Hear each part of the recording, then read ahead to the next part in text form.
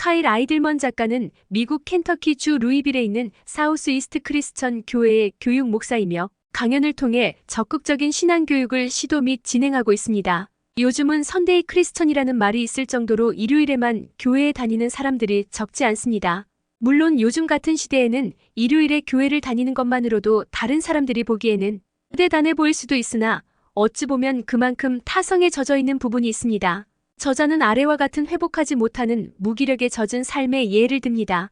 교회에 나오지만 하나님의 도우심을 원치 않는 사람들. 사는 게 원래 그런 거지 뭐 비정상적인 상태가 정상이 되어버린 인생. 남들이 알면 어떻게 생각하겠어. 창피해 나는 할 수 없어. 하지만 하나님이 좋아하시는 시간은 바로 지금이라고 말하는 카일 아이들먼. 일어나라. 믿음을 갖고 순종하라. 내 거적에서, 내 동굴에서, 내 십자가에서, 내 절망에서 일어나 다시 걸어가라. 아직 늦지 않았다. 지금 이 순간이야말로 가장 완벽한 시간이며 바로 지금 주님이 당신을 만나고자 하신다. 매일의 결단과 매일의 실천이 필요한 나의 삶. 이러한 실천을 통해 체험 회복 사명이 시작되고 이를 바탕으로 다시 한번 끝이 아닌 새로운 시작으로 만들어 나가고 싶습니다. 진정한 변화는 어디서 시작될까요? 아마도 나의 끝은 예수의 시작이라는 카일 아이들먼의 책에서 그 해답을 찾을 수 있을 것입니다. 이 책은 당신이 내려놓을 때 하나님이 어떻게 더 큰 일을 행하실 수 있는지에 대한 감동적인 이야기를 담고 있습니다. 카일 아이들먼은 본인의 신앙 여정 속에서 겪은 경험과 다른 이들의 삶의 변화 이야기를 통해 우리가 종종 무심코 벽으로 삼는 자아 중심의 태도와 그것을 극복하는 방법을 탐구합니다. 이 책은 자신의 한계와 마주하고 자신을 내려놓음으로써 신앙이 어떻게 더 깊고 진정성 있는 것으로 성장할 수 있는지 설명합니다. 주요 메시지 중 하나는 자기 부인의 중요성입니다. 카일 아이들먼은 예수님의 말씀을 인용하며 진정한 기독교인의 삶은 자신의 욕망과 계획을 포기하고 예수님을 따르는 것에서 시작된다고 강조합니다. 또한 신뢰라는 주제도 중요한데 삶의 제어권을 하나님께 맡기는 것이 얼마나 중요한지에 대해 이야기합니다. 자, 이제 예수님을 기대하며 떨림을 가득 안고 책 속으로 들어갑니다. 나의 끝, 예수의 복이 시작되는 곳으로. 1. 나의 끝, 온전함을 위한 깨어짐. 하나님의 나라는 내 잔고가 0이 될 때 시작된다. 2. 나의 끝, 진정한 기쁨을 위한 애통. 울어 마땅한 일에는 울어야 한다. 3. 나의 끝, 예수만 붙들게 하는 낮춤. 모든 상황이 교만을 십자가에 못 박을 기회다. 4. 나의 끝, 진짜 예수를 만나기 위한 벌거벗음. 실제 삶과 보이는 삶이 같기를 바라신다. 나의 끝, 예수 역사가 시작되는 곳. 1.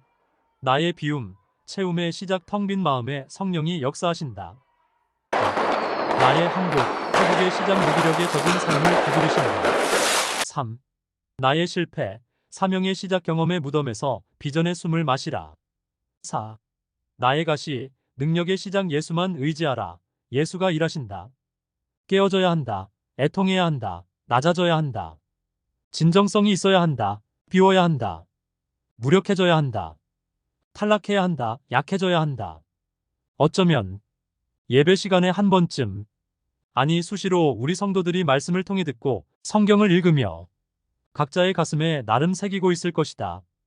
카일 아이들먼의 나의 끝, 예수의 시작에서는 뭔가 다른 게 더 있는 것일까? 프롤로그에 브라이언이라는 한 남자가 등장한다. 그는 18개월 된 아들이 몇 주 전에 세상을 떠났다는 소식을 저자에게 전하면서 그 아이를 본인이 차를 후진하는 중에 차로 쳤다고 했다. 그리곤 브라이언은 대답했다. 예수님을 새롭게 발견했다고. 모든 걸 잃은 것 같은 이 순간 난생 처음으로 예수님의 실제를 만났어요. 자신의 끝에서 예수님을 발견하다. 나의 끝에 이르렀을 때 비로소 예수가 나에게 실제가 되었다. 진정한 삶은 내가 끝나는 지점에서 시작된다. 그러고 보면 나는 아직도 나를 나의 끝으로 버리지 못했는데 말이다. 난 아직도 예수님을 온전하게 만나지 못했구나. 나는 나의 주권자이신 우리 주 예수 그리스도를 영접했고 구원의 확신을 믿는다. 그럼에도 불구하고 나는 아직 예수님을 진정으로 만나지 못한 성도에 불과한 것이구나. 프롤로그 하나만으로 무언가 내 뒤통수를 크게 내리치는 것 같았다. 회개하고 기도하고 말씀 읽는 것을 사모하지만 그럼에도 불구하고 난 아직도 내려놓지 못한 게 너무 많고 나 자신을 완전히 깨버리지 못한 존재임에 서글퍼졌다. 그러나 그런 상태로만 머물러 있으면 안 된다. 정답은 있다. 우리는 이미 그 정답 또한 알고 있다. 그리고 조금이라도 더 깨고 내려놓기 위해 어제도, 오늘도, 아마 내일도 노력하고 있을 것이다. 내 문제도 역시 여기에 있었다. 사람은 죽어도 약함을 보이기 싫어한다. 그렇다 되도록 좋은 면만 보여주고 싶어 하면서 실상 내가 가장 사랑하는 사람에게는 그러지 못했음을. 우리의 실수나 상처 위에 어떻게든 덧칠을 해서 흔적을 없애려고 하지 말자. 저자처럼 기도하는 방법도 하나의 방법이다. 하나님, 제 깨진 조각을 당신 의견에 좋은 대로 다시 빚어주십시오. 천국에서도 깨어진 것이 가장 귀하다. 깨어짐을 인정하는 것이 온전함으로 가는 길이라는 역설을 받아들여야 한다. 나는 하나님께 깨어짐을 인정하고 있다고 생각했는데 하물며 같은 인간에게는 그것을 인정하는 것이 편했겠는가. 아직도 갈 길이 먼 나는 매일 죄를 짓고 회개하는 삶을 살고 죄를 짓지 않으려 노력하는 삶의 반복. 행복해지기 위해서는 애통해야 한다. 애통할 때 우리는 모든 위로의 하나님께 위로를 받는다. 그래서 애통하는 자는 복이 있다고 한다. 하나님은 내적인 변화에 더 관심을 가지신다. 바리새인처럼 행위를 사람에게 보이고자 한다. 그들의 본질은 성과용 메시아를 눈앞에 두고도 알아보지 못하는 미련한 자가 되지 말자. 본질을 구별할 줄 아는 사람이 되자. 다른 것으로 꼭 차 있으면서 하나님께 자신을 채워달라고 하지 말자. 나를 두고 하는 말들이 너무 많다. 먼저 나 자신을 비우자. 삶에 만족하지 말고 채워지는 삶을 추구하라. 제발 그냥 뛰어내리라. 뛰어내릴 준비가 되기 전에 뛰어내리라. 조금만 더 있다가 나중에 나는 아직 준비가 되지 않았다. 아직 멀었어. 이런 핑계는 이제 그만. 지금 나는 내가 해내지 못하리라 생각했던 것들에 대해서 도전하고 있으니까 노력하고 있다고 생각하지만 더욱 열심히 노력하자. 하나님이 우리에게 주신 것은 두려워하는 마음이 아니요 오직 능력과 사랑과 절제하는 마음이니 우리는 자신의 능력이 아닌 오직 내게 능력 주시는 분인 예수 그리스도를 믿고 의지해야 한다. 이것이 진정한 힘, 죽음이 곧 삶이다. 나의 끝이 진정한 삶이 시작되는 곳이다. 성경은 인생의 진짜 보물이 숨겨져 있으며 어디를 찾아야 할지 알아야 한다고 말한다. 예수님이 마태복음 16장 24절 25절에서 공개하신 보물로 가는 길. 1. 자기 자신을 부인하라. 2. 자신의 십자가를 지라. 3. 그분을 따르라. 4. 죽을 각오를 하라. 이것은 죽을 각오로 십자가를 지고 가장 좁은 문으로 들어가 가장 거친 길로 가는 것이다. 그러나 그 끝에는 진정한 삶이 시작되는 곳이기도 하다. 나에 대해 죽고 나의 끝에 이르는 삶은 곧 매일의 결단과 함께 매일의 실천이 뒷받침되는 삶이다. 한 차례의 죽음으로는 부족하다. 부분적인 죽음도 안 된다. 매일같이 완전히 죽어야 한다. 그래야 비로소 그리스도 안에서의 참되고도 풍성한 삶을 찾게 된다. 그러기 위해 오늘도 내일도 나를 비우고 나를 깨고 온전히 빚어주시는 하나님께 무릎 꿇고 구하라. 나의 끝, 예수의 시작은 우리의 자세를 돌아볼 수 있고 매일 삶 속에서 자기 자신을 깨버리고 온전하신 하나님을 만나기를 원하는 저자의 마음, 이 고스란히 담겨 있다. 모두 진정한 예수 그리스도를 만나실 수 있기를.